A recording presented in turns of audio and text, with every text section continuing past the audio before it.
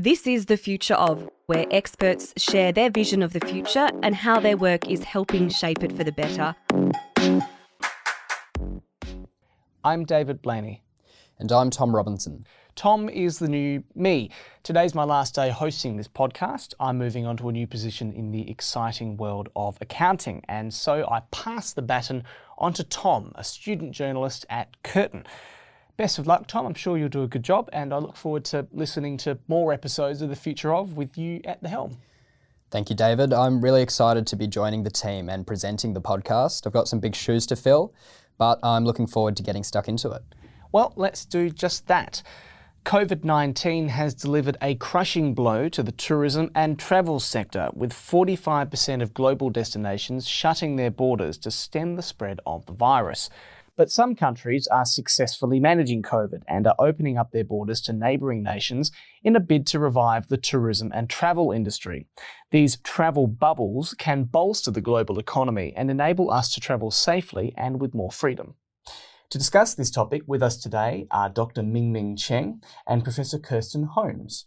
Mingming is a researcher in Curtin's School of Marketing, and Kirsten is a Dean of Research in Curtin's Faculty of Business and Law. Thank you very much both for joining us today. Thank you, David.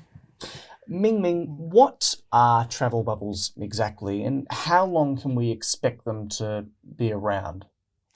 So for the travel bubble at this stage is basically allow the quarantine-free travel of people between neighbouring countries.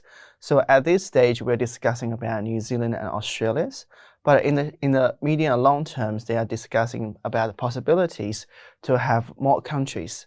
Now, there's a possibilities on discussion about including more Asian countries, including Singapore and South Korea, because apparently these countries have the coronavirus are under control.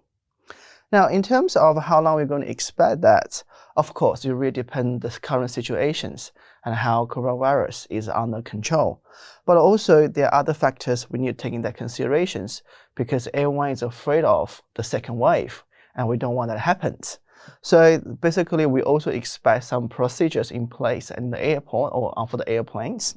So basically, what happened now is people are thinking, well, we want to test people before they get on the plane, whether positive or negatives. And also we want them using the tracing apps so that we know if something happened, we can trace those people. So in the immediate terms, I think when all the borders are open between different states and territory in Australia, so we can expect the travel bubble happen between New Zealand and Australia coming in a few months' time.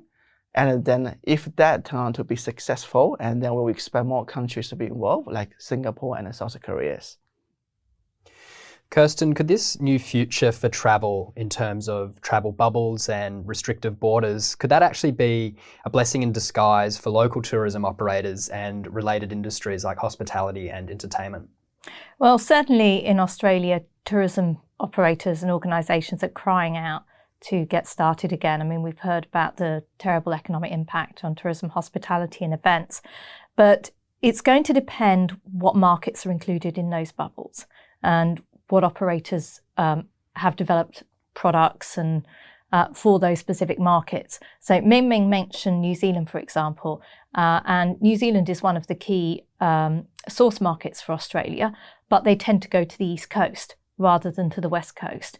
Whereas if we looked at Singapore, which is talked about a bit longer term as a potential travel bubble partner, that's more for Western Australia.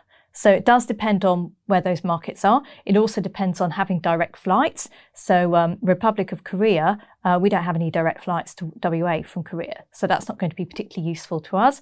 They'll have to transit. And they would have to transit through another part of Australia, which is fine.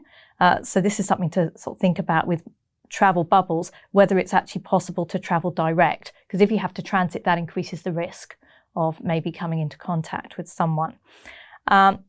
So it does potentially offer some new opportunities in terms of catering for those markets. Thinking again about what different tourists tend to do. So tourists from Singapore tend to stay more in our urban areas. It's actually the European tourists who go out to the regional areas who tend to be a bit more adventurous. And there's no talk at the moment of having any travel bubbles with European countries. So that's going to be a real hit for businesses in regional areas. There's also some forms of tourism which are easier to design as safe, so hotels or business events, whereas others, such as nightclubs and music festivals, it's going to be very difficult to manage some kind of spacing and some kind of safe environment. So it's going to be really good news for some operators, maybe not so good for others, and they're probably going to have to pivot their operations to think about, Republic of Korea is not really an important market for WA at all. So that would involve quite a bit of change to create products and experiences that are going to be attractive to that market sector. Kirsten, travel restrictions are lifting, but COVID remains a distinct threat. How might our tourism experience be different with these travel bubbles? Well, firstly, we're going to have limited routes and limited destinations. So we're not going to have the choice in terms of travel that we would have previously had. The most visited destination for Western Australians outside of Western Australia is Bali, which is not a particular surprise. Suburbs. But that's certainly not on the cards at the moment as a travel bubble. So it's going to be different destinations. Mingming's already mentioned a few things. Tourists should be prepared for travel to take longer, because there's going to be testing, there's going to be restrictions. We should be expecting to take maybe random COVID tests at different stages, wearing masks, obviously plenty of hand washing and sanitizer. There's also going to be some uncertainty in bookings. So you could book a holiday and then nearer the time there's a second wave or there's an outbreak, and therefore there's no longer any travel to that destination. So I can see bubbles opening and closing until we have the COVID more under control with, for example, better treatment or a vaccine or some way of controlling it better than we have at the moment. It's likely to be more expensive because there'll be fewer people travelling. Everyone will have to be spaced out. So if you're running a tour, you're going to be taking fewer people on that tour, on a bus or on a boat. So you're going to need to charge more to cover your costs. You'd expect you're going to be tracked in your destination. Mingming's already talked about that. So you'd have to be happy with being tracked by the government of the destination you're going to. One of the things that I was looking at is Disneyland. So Disneyland Hong Kong's due to open fairly shortly, in a couple of weeks. And they're talking about distancing in queues, distancing on rides. So you'd expect all of that to take longer. So that gives you an idea of what the overall travel experience might be like. So, more arduous. Just being prepared for waits, which is going to be less attractive to some market segments like families with young children, and maybe older people with disabilities, that make it more unpleasant to have to wait around longer. People with less time. Mingming, we've just sort of heard about maybe the expense of travel increasing. I'd like to flesh that idea out a little bit more. Will travel bubbles and the ongoing sort of pandemic make travel more expensive? Will things like travel insurance cost more money? Yeah, of course. As Kirsten also mentioned earlier, because a lot of procedures will be in place to protect travelers. So at this stage, we can see that the air ticket are already very expensive because there are only few flights, and also because they need to spend more money to clean the flight and also prepare the food because due to health concerns. And also we can look at the travel insurance because it's more expensive, because what happened now is that they have sudden cancellation because of second wave, and then the travel insurance companies will take that into considerations. So there's more cases will happen than before, and then they're more likely to increase the travel insurance as well. And also the other thing is that for a lot of hotels, accommodation sectors, so they will also need to spend more money to clean their hotels, and also as Kirsten said before, because of social distance things, they need to be really saying less room than before. So that's what they need to take that into considerations. But also we're looking at like hostels and also other sectors that may not be operating, because a hostel usually for cheap, people stay together, but on the current environment, it may not be possible for them to do so. So since it will be more expensive, and also we remember that a lot of people lost their jobs. They're not, so also travel is something not, cheap. So this also will be one factor as well. Yeah, so that's a risk that we've been talking about in the tourism academic community of travel becoming more elitist because fewer people can afford to travel. It's going to take longer, so it's really might be going back to how it was, 100 years ago when travel was really the preserve of the kind of wealthy who didn't have to work. So that's a concern. The budget traveller is going to find it very hard to travel. Yeah, the same like Kirsten also mentioned before is about the tours. Before they allowed 20 people, but now there are only 10 people. But the cost will be similar. And also we will see a strong demand for people to go to natural sites, which a lot of time require a tour. Because people think the city will be too crowded, there may be risk involved. So more people are likely to travel to a natural site. But because the cost will actually go up if we go there, because in the city area they have good public transport already in place, but for a lot of natural sites they may not have. So this can also increase the cost as well. Yeah, that's a good point. Mingming, the Chinese government has warned its citizens not to travel to Australia when borders fully reopen. This is on the grounds of an increase in racism since the COVID outbreak. Given that Chinese tourists and students account for a very large percentage of Australia's economic revenue, how concerned should we be about this warning? Well, definitely these are concerns. So let's first put that into perspectives. So if we were looking at the Chinese tourists or visitors coming to Australia, so in 2018, there are the 1.4 million Chinese tourists coming to Australia. And they are the largest spenders. So although Chinese market topped New Zealand in 2017. So if you look at the numbers, so on average, Chinese tourists spend $9,000, but New Zealanders only roughly $2,000. So it's quite a big difference.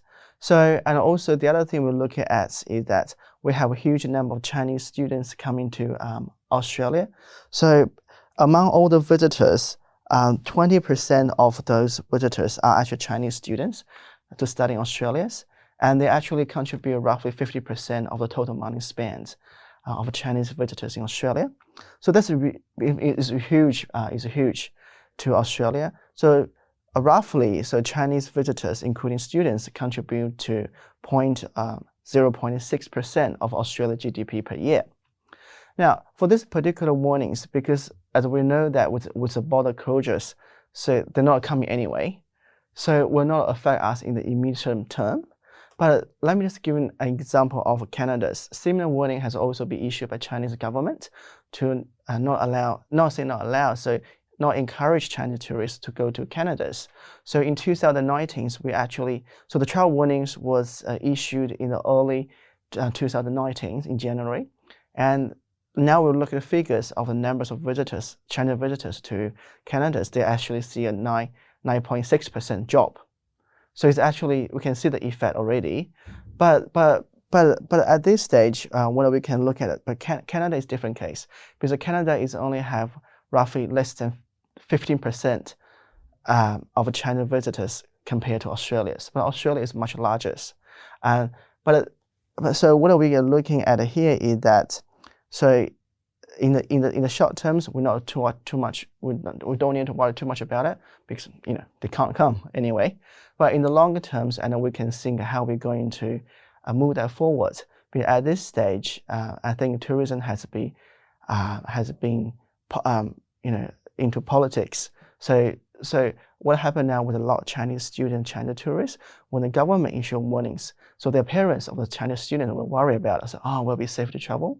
I think what happened now is that, in general speaking, the Chinese visitors have a good, positive view of Australia, but they're aware of this as well. There maybe the political relationships, and I think once the politics settle a bit, and things will come back. Kirsten, a lot of tourism operations are dependent on volunteers, whether this be City of Perth tours, wildlife sanctuaries, national parks, museums. How are these kind of groups and organisations currently tracking, and what does their future look like? Well, Tom, there's been a lot of concern generally about volunteering in Australia.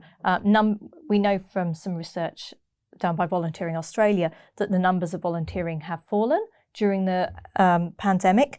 And one of the challenges that the volunteers doing these kinds of activities, and especially in the tourism-related activities, tend to be older, often retired individuals, and those are the ones considered to be in at-risk groups. So they're the ones who are staying away.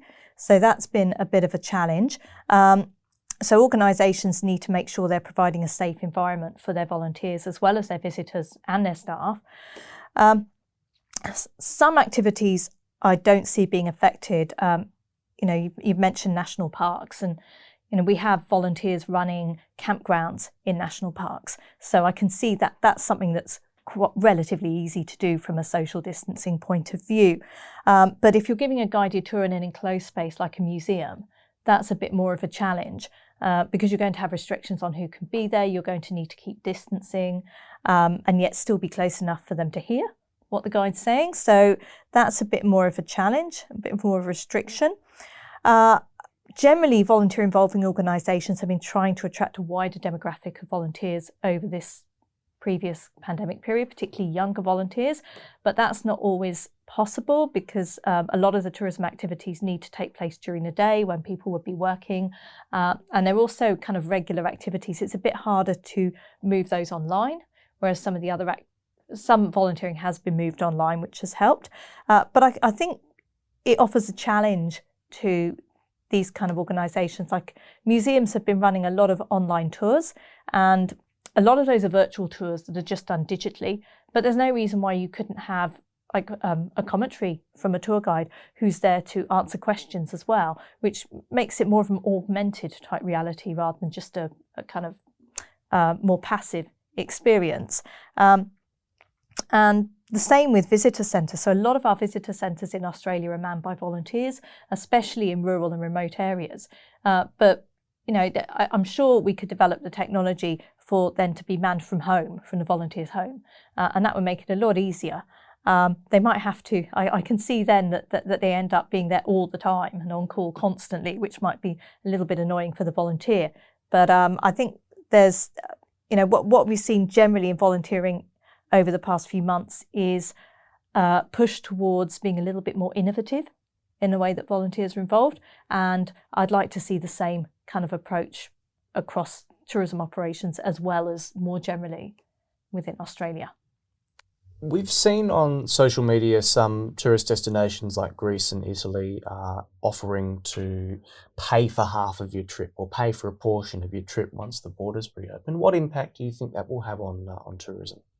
I think this is a good marketing strategies because when people pay portion of the monies, they're more likely to visit destination in the future because they already pay for it. They're already making a commitment to do it. I think this is a good strategy at this stage. And also we see a lot of virtual tours that Kirsten mentioned before. So what happened, they want people to experience first or make a commitment. So research already showed that people who experience virtual tours are more likely to visit that destination in the futures. I think these are the same kind of strategies. And also for a lot of tour operators and also airlines. So when they encourage people to book the flight at a cheaper price, but they offer the flexibility, saying, well, you can come back anytime, but you're still going to use our service anyway. So we get that part of money in our companies. So and also, as I said before, to kind of make them commitment, and they will come. Yeah, I think it will make it very attractive, particularly because they'll be looking at the Northern European markets like Germany, Denmark, Probably not Scandinavia. Not Sweden, but Norway and Finland maybe. So yes, I think it will make it very attractive. I think this is what they can do at this stage. They cannot really do much, but actually they want, because we can see that for the travel and tourism sectors, there is what we call delayed demand. People still have a desire to travel because think of ourselves, travel become, for lots of us, part of our life. Mm. And there's the delayed demand. If we can have the demand already in place, that would be a good strategy. Given that Given that obviously the WA border is closed right now and we're talking about travel bubbles being in the future and how can we get the tourism industry up and running again, what are your thoughts on people in WA enjoying some of the local tourism possibilities that the state has to offer? I think there's enormous possibilities. I mean, we're very lucky in WA that it's summer somewhere in WA all the time. Most of our tourism is people in WA going on holiday in WA, and that's the biggest spend as well.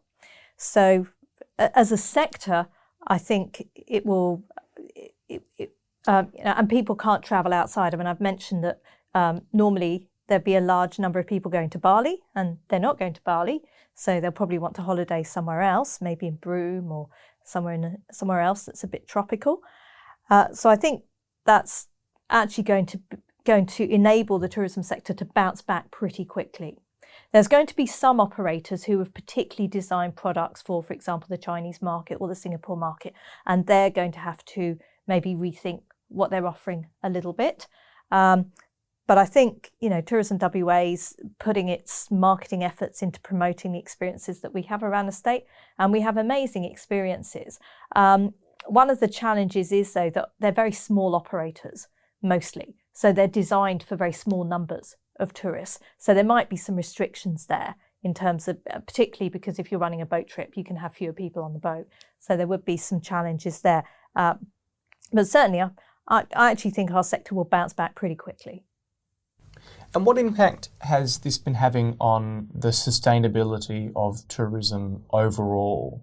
Has it been a bit of a blessing for places like Venice, for example, where there's been perhaps a bit of over-tourism? Well, yes. I mean, the concept of over-tourism was talked about a lot in 2019. It's not really a new concept, but the term was kind of coined, particularly in response to protests by residents in certain destinations that felt that they were being overwhelmed by tourism, such particularly Barcelona, and Venice was one that's picked up. And we know from seeing images online and video of the Venice canals that we're starting to see wildlife coming back into these places when they've been at risk over a number of years from cruise ships or mass tourism causing particularly Venice to sink. But other destinations as well have felt a little bit overwhelmed.